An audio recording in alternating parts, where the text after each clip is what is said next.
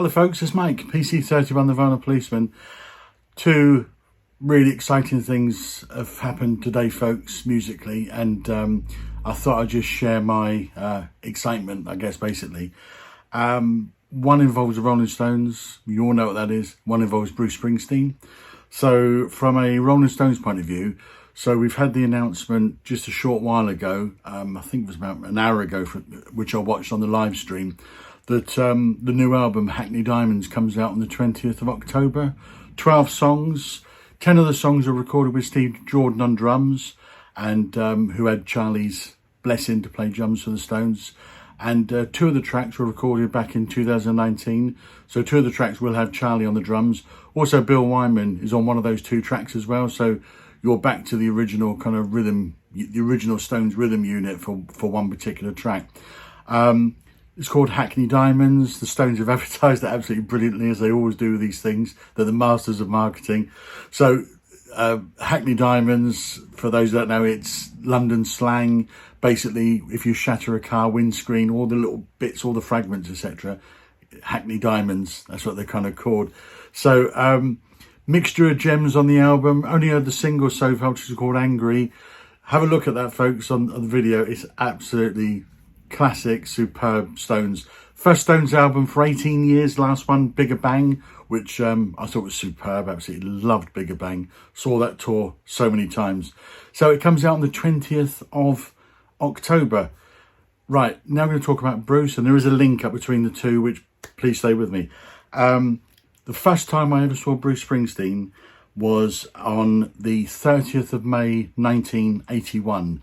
I think I was about 21, something like that, and I went with a friend of mine who was a huge Bruce Springsteen fan, and he introduced me to Bruce at the time.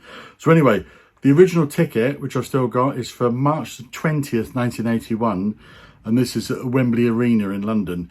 And that particular date was cancelled, was postponed, because Bruce was exhausted. He'd been on a world tour supporting the River, basically touring the River.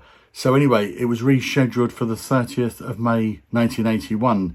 And so that's the show I went to. So that's the original ticket. This is the programme I got at the time, which, yeah, classic programme. Huge, really difficult to show, but all the guys there. So the programme from the River tour. But anyway, I thought, to complete this wonderful memory, wouldn't it be fabulous if I could get a bootleg of that particular night? And so today, this came, which is a bootleg of that particular show, the first Bruce show I ever attended. And so Bruce Springsteen, E Street Band, River Tour, 30th of May 1981, Wembley Arena, London, England. So they've called this particular bootleg London Cage. 28 songs, 12 from the River, as you'd expect. It was the River Tour. 4 from Born to Run, 4 from Darkness, my favourite album. 28 songs. The show was, I think, about 3 hours, so short one for Bruce. It was a fantastic night, and you know, it started my love affair with Bruce. But opened up Prove It All Night, Ties That Bind, Out in the Street, Darkness on the Edge of Town. Closes with Detroit Melody, Twist and Shout. Just an absolutely fantastic. This is a triple CD, and I played it, and it's really good. I mean, it's not from the soundboard; it's an audience recording, but it's really good, and it captures the atmosphere of the night. Now, link up between the Stones and Bruce, two of my absolute favourite artists. Bruce's. This won't take very long, folks, so try and stay with me. So, Bruce's autobiography, which came out a few years ago, Born to Run, okay, which is a really good book, actually. It's a fantastic autobiography. There's a section in here about what Bruce thinks about the Rolling Stones, and when he performed with Rolling Stones in New Jersey a few years back, and they did Tumbling Dice. So I'm just going to read a few extracts from this. I promise you it won't be very long at all. I shall whiz through it, but I think it's just so... It just says so much about Bruce Springsteen, says so much about what he thinks about the Rolling Stones and what the Rolling Stones mean to all of us. So, chapter 76, Garageland. The phone rings. Mick Jagger is on the line. I had a teenage daydream about receiving a call like this many years ago, but no, the Stones do not need an ex-pimply-faced frontman for the next evening's show. But it's the next best thing. They're playing Newark, New Jersey, and have decided one extra New Jersey guitar man and voice for Tumbling Dice might get the locals really interested. By the time I was 50, I'd met many of my heroes, Sinatra, Dylan, Morrison, McCartney, Orbison, and I'd enjoyed it, though I still gave them a wide berth. They'd meant so much to me to surrender my starstruck feelings, and that's the way I liked it. But the following evening, I find myself walking to a brightly lit, busy reception area of a New York rehearsal studio.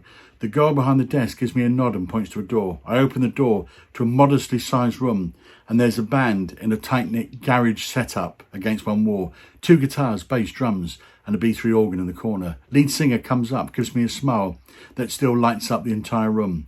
Mick welcomes me to the rehearsal. Keith, Ronnie and Charlie follow with warm greetings.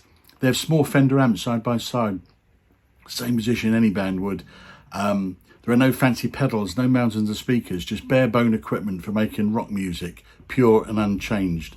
These are the guys who invented my job. They have been stamped on my heart since the clunking chords have not fade away, come ripping off a little 45. After some pleasantries, there are 2 mic stands alongside one another, a few feet in front of the band. Mick, still all sharp edges and pragmatism, moves to the mic on the left. I take the right as he counts off, and Keith, the man who's recorded playing, taught me my first guitar solo, slithers into the opening riff of Tumbling Dice. I've come across many spirit-filled folk in my travels, but no one as spectrally beautiful as Keith Richards. From my left, in the voice that's wet millions of knickers, comes, "Women think I'm tasty, they're always trying to waste me. I'm pretending to be a peer, but it's not easy. Inside I'm reeling as Mick motions me to take the second verse. It feels good. It's within the meat of my voice, and if I can't swing Tumbling Dice, I shall go back to my broom handle and my mirror." A great group is always about chemistry. Nearly there, folks. It's always about chemistry, up close, and the chemistry amongst these players is unique. Keith's guitar plays off Charlie's drums, creating a swing that puts the roll back into the rock. And this is the last of the rock and roll bands. Combine that with the most underrated songbook in rock history, and the Stones have always stood head above the competition and still do. I'm having so much fun, and I can't let anyone know. You've got to roll me. Mick and I are trading lines in the coda back and forth like a couple of white Sam and Daves. Then it's over. Mick says, "That was great." We played it exactly 1 time. I went home, and on the way home I was thinking, I've got to call Steve, Miami Steve. He will completely, 100%, full tilt, rock and roll crazy, understand what just happened, and he did. The first night we did it with 20,000 thunderstruck New Jerseyans in Newark. It was a thrill, but it didn't have the mystic kick of the night before, when I got to sit in that little room with just those 4 guys, the greatest garage band in the world, in my small piece of rock and roll heaven. Rolling Stones, Bruce Springsteen, A Wonderful Day. Hope you enjoyed that, folks.